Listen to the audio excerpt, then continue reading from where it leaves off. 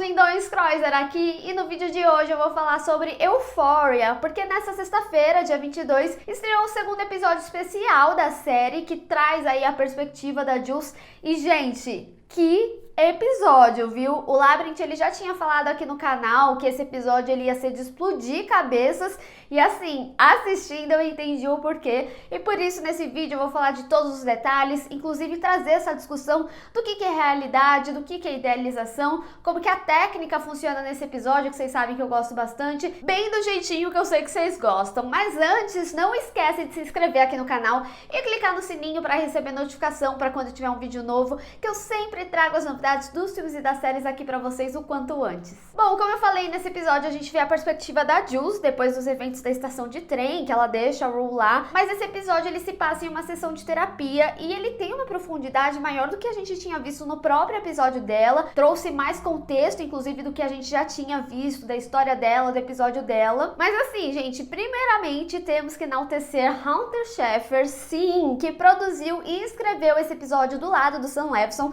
que é o criador da série, e não só, a atuação dela também que foi impecável. A gente vê quando uma atriz é boa, quando o monólogo vem e passa diversas sensações, e esse episódio foi o que mais teve, e a Hunter fez isso com maestria, e é incrível porque, se eu não me engano, Euphoria foi o primeiro papel que ela fez realmente como atriz. Ela já era modelo, então realmente impressionante. Acho que daqui a alguns anos, gente, vem muita premiação pra ela, se já não vier agora. Eu tinha comentado na análise de trailer que provavelmente a gente ia ver os traumas do abandono da mãe dela, que iam desencadear algumas coisas que aconteceu entre ela e a Rue na primeira temporada. Só que assim, eu não imaginava que ia fazer um paralelo, que a sua mãe também era uma dependente química, mesmo que de álcool, não necessariamente de drogas, e mesmo que ela não compare as duas, ainda assim é um espelho, e ela sabia quais que seriam as dificuldades que ela passaria, porque ela já tinha passado por isso. Inclusive, o episódio justificou vários pontos da série ou das atitudes da personagem,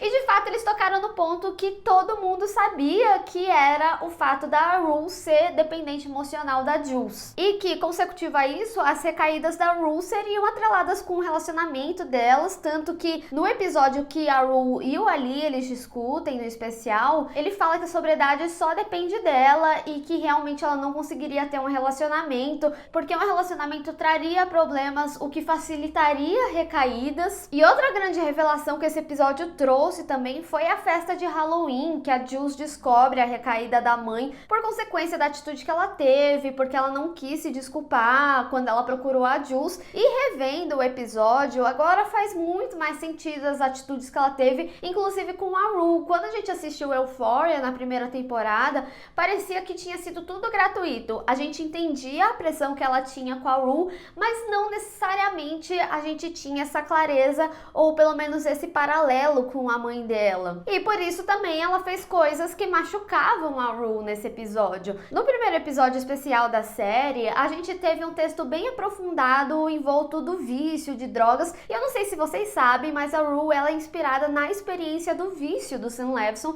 que é o criador da série, então tem muita coisa dele ali no texto. E nesse segundo episódio, a Hunter ela escreveu junto com o Sam, e o episódio ele trouxe muitas experiências e fala sobre a transição, e eu penso que alguns diálogos têm muita verdade pessoal dela ali. Ela retorna algumas conversas que ela teve com os amigos da cidade sobre feminilidade, e ela também passa a questionar a sua transição e como que ela via a feminilidade na cabeça dela e como isso refletia nas relações masculinas que ela tinha, que eram relações tóxicas, inclusive com o Nate. Até porque a Jules ela revela que ela sabia que as relações online em algum momento ia dar algum problema no futuro, e que talvez essa fosse a intenção inicial dela. A gente sabe que a Jules ela tem um psicológico, que tem algumas coisas a serem trabalhadas. Eu fico muito feliz, inclusive, de ver a personagem na terapia, e certamente tem muitas atitudes dela que são atitudes de pessoa que quer se machucar de alguma forma, e mesmo que indiretamente, explica muita coisa da relação dela com o Nate, pelo simples fato de ser o Nate. Obviamente ela podia se machucar machucar com outros caras, como o pai do Nate, principalmente porque ela tinha esses encontros que eram bem obscuros, mas quem seria a única pessoa que de fato machucaria muito ela e que tá fadado desde o início da temporada? Vídeo aquela cena da festa que ela até ameaça ele meio que vai pra cima dela, obviamente o Nate. Então assim, é muito interessante que a série ela tenha feito toda essa volta,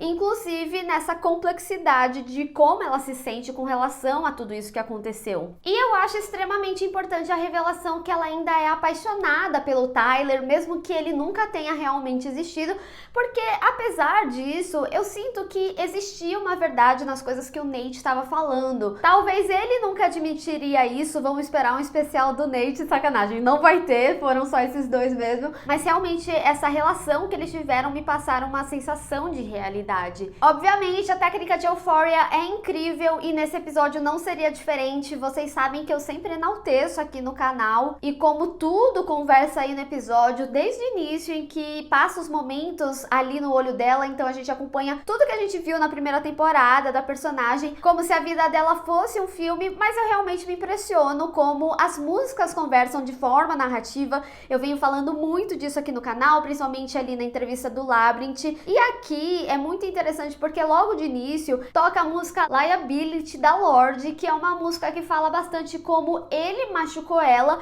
e como ela foi pros braços dela, que é uma pessoa que amava ela e que nunca machucaria ela, que faz exatamente esse paralelo do Nate com a Rue. E aí me lembrou muito aquela cena do Carnival, que ela vai encontrar com o Tyler e aí ela descobre que é o Nate e depois ela vai pra casa da Rue, porque ela tá realmente muito mal e realmente muito machucada. E eu não posso deixar de falar também o momento de Los Va Olvidar, que é o novo feat da Billie Eilish com a Rosalía. Me arrepiou demais a cena inteira e também os momentos de como a trilha original, ela compõe a insanidade de vários momentos. E também como é lindo, né, o momento que a Jules vai falar da Rue na sessão de terapia, porque nessa cena ela tem um semblante bem triste e também a cena ela tá toda fria e quando ela vai falar da Rue, a câmera ela faz um movimento em que mostra que ela sorri na hora e vem uma luz como se fosse o sol. Então traz uma paz, é o amor verdadeiro, é uma cena realmente muito bonita que conversa com os sentimentos que ela traz ali, até porque nesse momento ela tá falando coisas boas de como a Rue, ela é uma pessoa que realmente viu as camadas dela. Agora eu queria falar um pouquinho sobre os momentos de sonhos, de idealizações que geralmente acontecem no quarto, que supostamente seria em Nova York. Esse quarto apareceu também no especial da Rue, também veio como forma de idealização, eu venho falado aqui no canal, mas esse quarto ele é muito importante porque leva pro ponto inicial que a gente se encontra nesse episódio, que é a sessão da terapia dela. Então sim, deixando bem claro, tudo que acontece nesse quarto é uma ilusão, elas nunca moraram juntas, assim como a Jules nunca teve uma relação com o Nate. Esse episódio da Jules, inclusive, deixa isso bem claro, que o que acontece ali não é real. Inclusive, falando do Nate mesmo, essa cena, como ela é montada, mostra muito bem isso, porque fica entre o quarto dela, da casa dela, ali da cidade que elas moram, e esse quarto. Só que ela tá no momento ali sozinha, quando ela tá descrevendo que ela teve o melhor sexo da vida dela, porque era tudo uma imaginação,